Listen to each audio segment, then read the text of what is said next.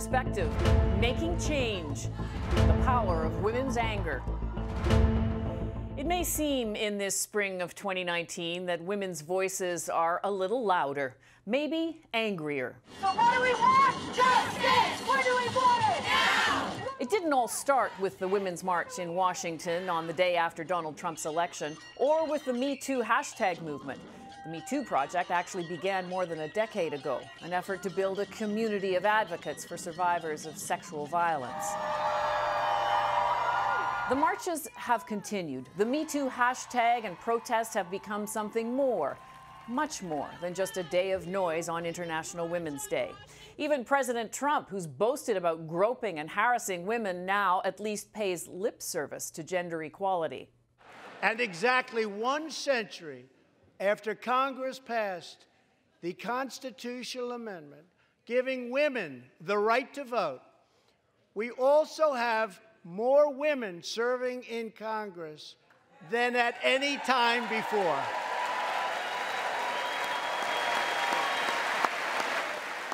There is a bolder, louder chorus of women demanding equality, demanding to be heard. On the program this week, we'll explore why. We'll hear from advocates here at home and abroad, but we begin with Rebecca Traister. She's an award-winning journalist and feminist writer. She's also the author of Good and Mad, The Revolutionary Power of Women's Anger. We met in Toronto.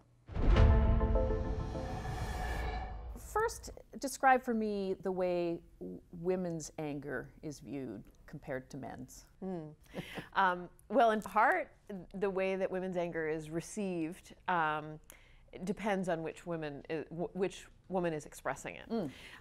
So there are lots of ways in which women's anger isn't taken this week on Perspective, Making Change, the Power of Women's Anger. Women's anger is viewed as over-emotional, as hysterical, irrational, sometimes crazy, particularly for women of color who express their anger. It can be written off either as cartoonish, a sort of caricature, or like as Michelle Obama, the angry black woman trope, yes, with the kind of neck-snapping punchline cartoon of angry black femininity, or as threatening, as almost monstrous.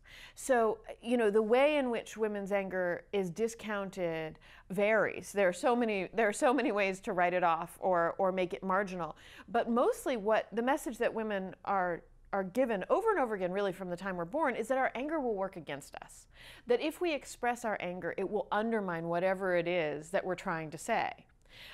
And, you know, the varieties of ways in which we're sent that message, I mean, it really, you know, from the time we're little, we're told that it's disruptive, it's impolite, people won't like you as much, it'll make you ugly, you'll be seen as sort of as castrating, as hateful. I mean, there are all kinds of ways we're told not to express it. You said in the book that you tended to deal with your anger with humor. Yes, professionally, I did.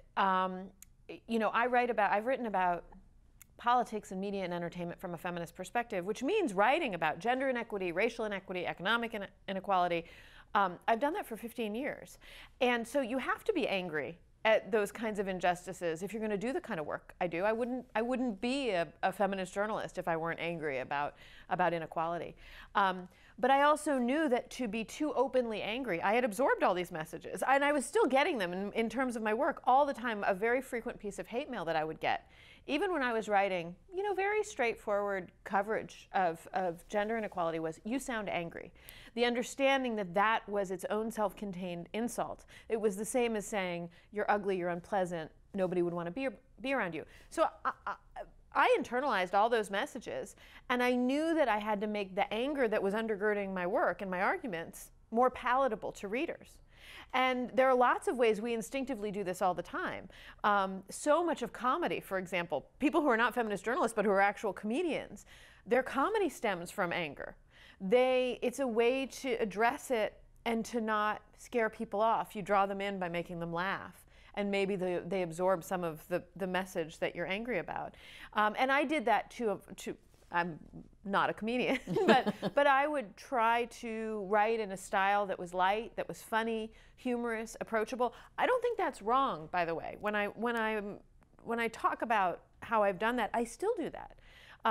It's part of what I do when I talk about this book. I make it clear, and it's not a lie. It's not pretending that I'm not angry, especially now when I'm talking so directly about it. But it's also partly an acknowledgement that with anger, anger doesn't have to be an ugly sentiment. Anger, the expression of anger, the articulation of anger can be liberating, it can be funny, it can be friendly and joyful. And so that's another point that I want to make. It's not, you know, the other ways that we instinctively know to make our anger easier on everybody else's ears, they're not dishonest. They, you know, but they are things we're trained to do to make our anger a little easier to swallow, a little easier. But on the face of it, if for the most part, sort of the direct expression of female anger is seen in a negative light, you're also arguing that it's transformative, that it's revolutionary. Yes. I mean, on the face of it, there's a contradiction in that. You mean the contradiction? That it's on the one hand, it's a negative thing, but on the other hand, it's a positive, transformational, revolutionary thing. Oh, I don't think there's a contradiction there. I think that part of the reason, a lot of what I'm writing about has to do with power imbalances, who has power and who doesn't. And I think that a lot of the reasons that women are sent the messages that they are about urging them to not express the anger that they may feel in reaction to injustice and inequity. It's a tool. There's tactical thinking behind discouraging women from expressing their anger. If you don't express your anger, if you absorb the message that it makes you nuts and irrational and it's not really serious and you don't really have anything to be angry about, and if you're angry, you're like a little girl or a hysterical woman or you're ugly, and you don't get it out. You say, okay, well, it's not going to be good for me if I express this, if I talk about what I'm frustrated or furious about. You internalize it. And that has a couple of effects. A, it may make you feel really bad. It may make you feel bad about yourself. It may make you feel like you're crazy for feeling this way and obviously wrong and nobody wants to hear it. But it also isolates you. So if you're not expressing it, you're not talking to anybody else about it. And I think that's tactically sound for the people who have power and have an investment in women not being angry about the power imbalances. Because what happens when women begin to express their anger is that it connects them. We talk a lot about anger's divisive properties and its destructive properties, and they're real. But anger also has tremendously connective properties. So if you, for whatever reason, move beyond or through those messages telling you not to be openly angry, and you get openly angry, you yell in frustration or resentment or fury, you become audible to other people who might share your resentment. The anger that you're expressing, and here I'm talking again politically, particularly if it's about an unequal distribution of power, will resonate with other people. And those other people who might have been feeling isolated and nuts for feeling this way will hear your anger, and then it opens up a line of communication. And when marginalized people begin talking to each other about their shared resentments and their shared anger, that's the building block of organizing. And organizing is the building block of social movements that have actually changed the power structures that have made people so angry. In that vein, you also talk about almost a debt owed to African American women. Oh, absolutely. That their anger has been, in some ways, transformative for white women, too, that white women, in some ways, look to African American women. I mean, I think there was someone who said that white people outsource their emotional labor to black people. So tell me what that means. Well, there are a couple different strains of how that's worked historically. It's not just the history of African American women's anger. It's the history of their labor and their work on behalf, and their thinking and writing and leadership and organizing on behalf of so many of the progressive movements that have radically changed the rules and challenged the distribution of power. Black women in the United States have very often been the forerunners. Again, as legal thinkers, as activists, and it's interesting because this gets a little complicated, but within a white patriarchy in the United States, and I lay out this argument in great detail in the book, the United States was founded as and built around white patriarchy. There are incentives for white women within that structure to not challenge. They will benefit from white supremacy within a white patriarchy. And men of any race will benefit from patriarchy within a white patriarchy. Women of color, those incentives aren't offered to them.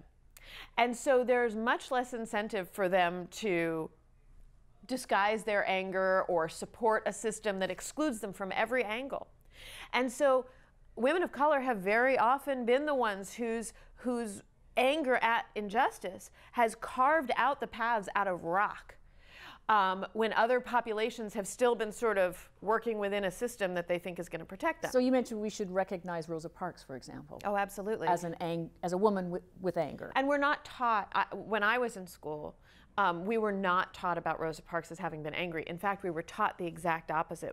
I say there are two steps in looking back at the history that we haven't been taught about women's anger and disruption of a political system.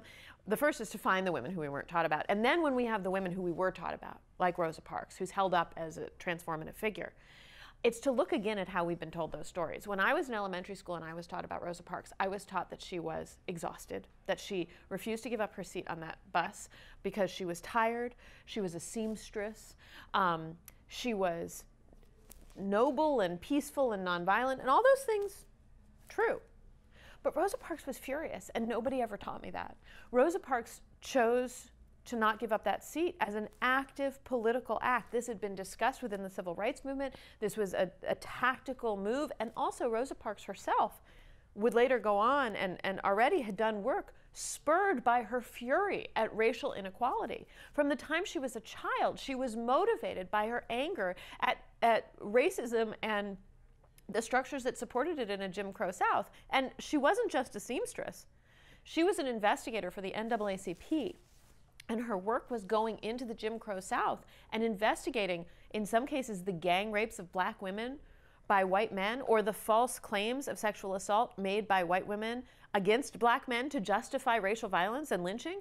That was Rosa Parks' life's work, was angry political activism. And yet, after she made this catalytic choice, one that kicked off the bus boycott, that is understood to be absolutely foundational to the civil rights movement that would transform America's laws, we were taught a version of her that was placid and not angry. And so that's part of the work we have to do, is to go and unearth the anger that was kept from us. I want to bring you forward now, and you talk about sort of the emerging anger among particularly young women in the United States. We've also seen the reaction of government organizations, corporations, and to the Me Too movement, and they're now sort of put in a position where they have to react in some fashion. Often to cover their own bad actions, yes. You mentioned speaking to a colleague who basically said, I don't think beliefs have changed, that this is about self-interest. Do you think beliefs have changed about attitudes towards women? I think that the process of changing beliefs is very hard to evaluate, and it's very hard to do quickly. And I think that that's the idea, to change beliefs and attitudes and basic moral understanding of what's right and what's wrong. But that you don't do that overnight. You don't rewire people's brains overnight. You don't even necessarily rewire people's brains in the span of a generation, but you can start. What you can do is you can change rules, and you can change custom and habit, and one of the things that's happening is the result of this contemporary #MeToo movement, which of course stems from Tarana Burke's Me Too movement from years earlier. Again, going back to the way that African American women often paved the way in terms of activism but get erased. Tarana Burke was the forerunner, was the leader, the founder of Me Too. But this contemporary #MeToo movement that sort of exploded in the fall of 2017, one of the major effects has been the fear of repercussion. And that leads to some of the ass covering that, and some of the self-interest, If your company is going to lose its good reputation, if it's going to lose money, lose viewers, lose advertisers, and you're essentially covering up by firing somebody, well, that's not a change in beliefs. That is self-preservation. However, the very threat that there might be repercussion, and that repercussion might come via a loss of viewers or advertisers, or that the repercussion might come down to the individual who is credibly alleged of harassment or assault in terms of job loss, status loss, reputational loss. That's the beginning of altering, first of all, patterns of behavior. Because things like pervasive sexual harassment and assault can thrive and persist because there are no repercussions, because there's no cost. You can grab and grope and assault, and up until very recently, you can be reasonably assured, if you're a powerful person, that you're not going to necessarily ever going to be asked to pay for that. But the very threat of repercussion might make you think twice about it. Now, are you morally changed? Is your brain rewired? Probably not, although maybe. I do believe in people's capacity for growth and seeing things in new ways. I do believe it's possible. But in the short term, part of what we want is behavioral change, rule change. How has feminism changed? Oh, feminism changes all the time. I know, but you've been, okay. You've been writing about it sort of specifically, as you say, for a decade and a half now. Well, in the span that I've been writing about it, it's changed about 14 times in really remarkable ways, and it is changing right now. So when I grew up, I'm 43 years old, so when I grew up, it was in an era of deep anti-feminist backlash. It was after the second wave movement of the 1970s, when the sort of Reagan and Phyllis Schlafly rise of the Christian right wing had just absolutely pushed feminism back. There had been all kinds of, again, rule changes, law changes, opportunities, educational, professional opportunities, reproductive rights, rights to birth control, all kinds of things had been changed and given women new practical opportunities. But the attitudes about feminism were incredibly aggressively negative when I was raised. So when I first started writing about feminism, it was a moment in which it was kind of just poking its head back up in mainstream conversation in a brand new feminist media. There had been no feminist media in the years that I was in elementary school, high school, college. There were a couple of wonderful journalists who kept writing, but there was no active mainstream feminist conversation. There was stuff on the margins, zines, bands, culture, but not in mainstream political or media discourse.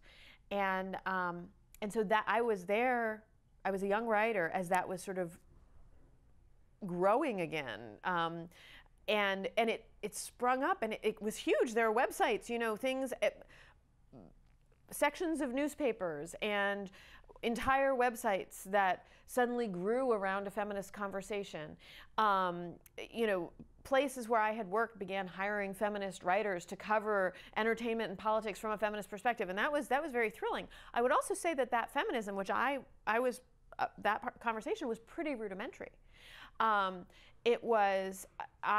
Speaking for myself, I was coming to that conversation and was a part of it with very little background in women's history, very little good racial or class analysis. It was a very sort of, okay, we're going to have this conversation again about gender inequality, but it wasn't particularly, it wasn't historically grounded or grounded in larger ideas about how all kinds of inequality are connected. Where are we now? We are changing that. We are in the midst of moving a feminist conversation very much to the left. I think even a few years ago when Sheryl Sandberg published Lean In, and there was a big fight within a feminist media about whether sort of individual guides to how you get through a structure, a white patriarchal structure that's not built for women, whether that's useful or whether you actually need to alter the structure. And interestingly enough, at the time, I sort of defended Sheryl Sandberg. I thought, well, this is it's a part of the conversation. I think those who were saying, no, you got to break the system, their argument has really worked to help transform where a feminist conversation is right now. And so there are bigger asks being made of those who are invested in gender equity and racial equity and getting closer to economic equality, about major policy shifts, changes in how representation works, changing the system rather than simply offering tips for how individuals might rise within it. Thank you very much for your perspective. Thank you.